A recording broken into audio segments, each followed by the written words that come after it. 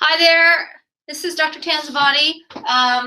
We have our topic today, this Tuesday, August 2nd. And last week I talked to you about the fact that I was going to present on how to prepare for your facelift consultation. So there's a couple of questions that I like to ask my patients, and there's some certain things that are important for you to know before you come in for your first consultation with me or with any other physician when you're interested about addressing the aging face. So for those of you listeners out there, I think there's a couple things to be aware of.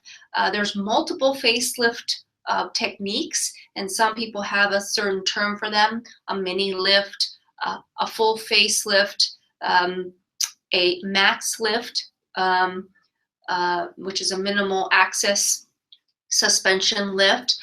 There's also thread lifts, and that's actually becoming quite popular today now, especially in the last year or two. So I'm not going to take the time today to talk to you about all the different techniques because it would require a lot of time to go over that.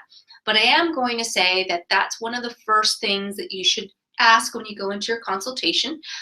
Each surgeon has their own preference on how to do the facelift procedure. My take on it is the less you do, the less likely it's going to last long. The more that's done, the longer time it should last for you. But that's no guarantee as to, the time spent in the operating room doesn't mean that the longer it's going to last either. So that is just a general rule. So you want to ask your surgeon what kind of technique they're going to use and how long the procedure is going to be. The recovery is also important. So when you come into your facelift consultation, you want to have some time to look at your dates, look at your time in your schedule, when you're going to have enough time to have at least a 2 weeks downtime. Most facelifts require you to have at least 2 weeks from your normal routine.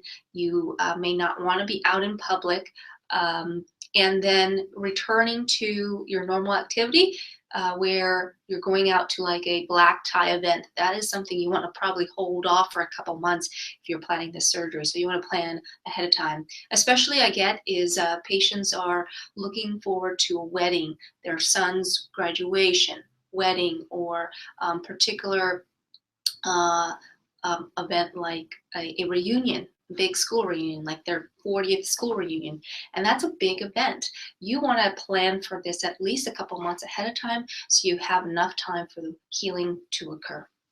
The other thing is to be realistic with your goals. You can't plan also with the facelift to do eyelid surgery, upper and lower eyelid surgery, a brow lift, a facelift, breast augmentation. Combining a lot of procedures in one is good, but doing too many at one time can put a lot of toll on your body. So you may want to break those procedures up. And so that's where coming in, talking to your surgeon about what your idea on planning is going to be is very important. What's your goals? Also, your surgeon may discuss with you how they do the procedure, whether they use sutures or whether they use staples, or whether they use a drain, which is something to put in the face and neck after the surgery to prevent any bleeding or fluid accumulating under the skin. Now, my technique, I don't use a drain. I actually put a little tissue glue that's made up of some adhesive, and that closes up all the wounds that I don't need a drain. But some people do use drains, and that's important to know whether you're going to need to have it removed the next day. The other thing to know is whether staples have to be removed. I do get a lot of people requesting not putting in staples. Now, whether that affects the wound healing or not does not really matter. Staples actually have no effect on the wound healing. Actually, in some cases, it makes the skin, everything heal much faster because there's not all the trauma from the sutures going in. And so I actually have better results with staples being in place. It is a little bit sore around where the staples are. So when people are putting glasses on, it can be a little sore where the staples are located, not to mention how it looks. So that's maybe one of the reasons why people don't like staples. But please ask your surgeon what their technique is and what they use. You should just follow along with your surgeon, because whatever is comfortable for them is probably the best outcome you're going to get. Is if they're doing that procedure regularly and that's what they prefer to do, then that's what I would tell you to also be okay with. Two things important for facelift surgery to prevent complication. The two biggest things I'm going to point out is, one is any smoking history. If you do smoke, you want to quit before you do your facelift, at least 2 to 3 weeks before, and then after the surgery, no smoking for another additional 2 weeks. Some people say up to 4 weeks, but ideally you want to be off tobacco use, because the nicotine can affect the blood supply to the face skin, and that can affect the wound healing and lead to complications. You can lose skin as well as get an infection. So smoking is the biggest thing there. The second thing is blood pressure. If you have a high blood pressure coming into surgery, you'll need to know that and let your surgeon know, because that has to be controlled before the surgery, especially in my male patients, men who undergo having this surgery. If the blood pressure isn't under control, they're at the highest risk of getting bleeding underneath the skin, which can lead to problems after the surgery. We have to drain the bleeding. We have to take away the blood that's collected under the skin. So that's something that can affect the outcome and the wound healing. All right. You will have to come in and take photographs. I usually like to know how you've been aging. So one good important key is to bring in pictures of you. That's really helpful when I've had patients who brought in pictures when they were in their 30s or 40s, so they can get I can get an idea really of where you have been aging. What's the process? How have you been aging?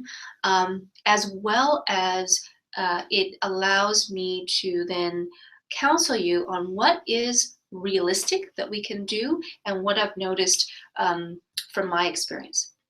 So those pictures are helpful. Also, the other thing that you might want to know is the type of anesthesia that's going to be used by your surgeon. This can be done under twilight. I've been trained under twilight as well as general anesthesia. In California, I'll just say just in California, a lot of people will prefer to do under general anesthesia. I think that's the training of most of the anesthesiologists here, so I will just leave it at that. But it can be done under twilight anesthesia as well, and then I've successfully done it that way as well. You do recover a little bit easier after anesthesia, after twilight, but it doesn't affect the end result, because either way, the blood pressure needs to be under control during the case. We'll work with the anesthesiologist to make sure that the blood pressure is under good control. All right. All right. So I hope that I've gone over like the major questions. Please come in to visit us at Tansavatdi Cosmetic and Reconstructive Surgery if you have or have an interest, you yourself or you know of somebody else who would be interested in coming in for a facelift consultation, and I can answer more questions at that time. Visit us at our social media channels and also our YouTube to find out more videos. We continue to put up new video content, and if you do have questions or topics that you want me to address, to post that on the YouTube channel as well as our social media channels, Twitter, Facebook, and Instagram accounts, and then also on Periscope as well. All right. Thank you very much for tuning in, and I'll see you next Tuesday, same time, same place, noontime on Tuesday. All right.